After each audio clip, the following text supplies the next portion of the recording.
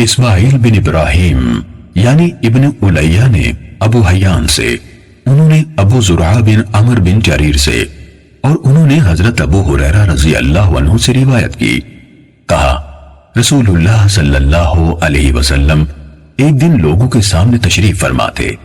ایک آدمی آپ صلی اللہ علیہ وسلم کے پاس آیا اور پوچھا، اے اللہ کے رسول، ایمان کیا ہے؟ آپ نے فرمایا، تم اللہ تعالیٰ، اس کے فرشتوں، اس کی کتاب، قیامت کے روز اس سے ملاقات، اس کے سامنے حاضری اور اس کے رسولوں پر ایمان لاؤ، اور آخری بار زندہ ہو کر اٹھنے پر بھی ایمان لے آؤ۔ اس نے کہا، اے اللہ کے رسول، اسلام کیا ہے؟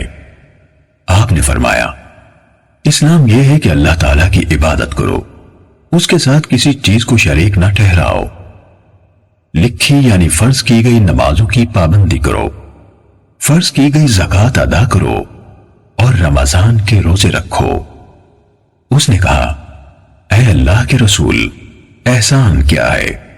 آپ صلی اللہ علیہ وسلم نے فرمایا، اللہ تعالیٰ کی عبادت اس طرح کرو گویا تم اسے دیکھ رہے ہو، اور اگر تم اسے نہیں دیکھ رہے ہو تو وہ یقیناً تمہیں دیکھ رہا ہے۔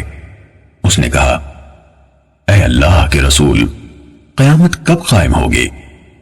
آپ صلی اللہ علیہ وسلم نے فرمایا، جس سے سوال کیا گیا ہے وہ اس کے بارے میں پوچھنے والے سے زیادہ آگاہ نہیں، لیکن میں تمہیں قیامت کی نشانیاں بتا دیتا ہوں۔ جب لونڈی اپنا مالک جنے گی تو یہ اس کی نشانیوں میں سے ہے، اور جب ننگے بدن اور ننگے پاؤں والے لوگوں کے سردار بن جائیں گے تو یہ اس کی نشانیوں میں سے ہے، اور جب بھیڑ بکریاں چرانے والے اونچی اونچی عمارتیں بنانے میں ایک دوسرے سے مقابلہ کریں گے تو یہ اس کی علامات میں سے ہے۔ قیامت کے وقت کا علم ان 5 چیزوں میں سے ہے جنہیں اللہ تعالیٰ کے سوا کوئی نہیں جانتا ہے۔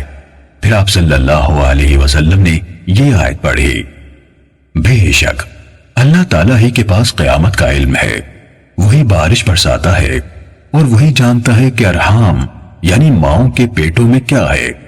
کوئی زیرو نہیں جانتا کہ وہ کل کیا کرے گا، نہ کسی متنفس کو یہ معلوم ہے کہ وہ زمین کے کس حصے میں فوت ہوگا۔ بلا شبہ اللہ تعالیٰ علم والا خبردار ہے۔ حضرت ابو ہریرہ رضی اللہ عنہ نے کہا، پھر وہ آدمی واپس چلا گیا تو رسول اللہ صلی اللہ علیہ وسلم نے فرمایا، اس آدمی کو میرے پاس واپس لاؤ۔ صحابہ کرام رضی اللہ عنہم اسے واپس لانے کے لیے بھاگ دوڑ کرنے لگے تو انہیں کچھ نظر نہ آیا۔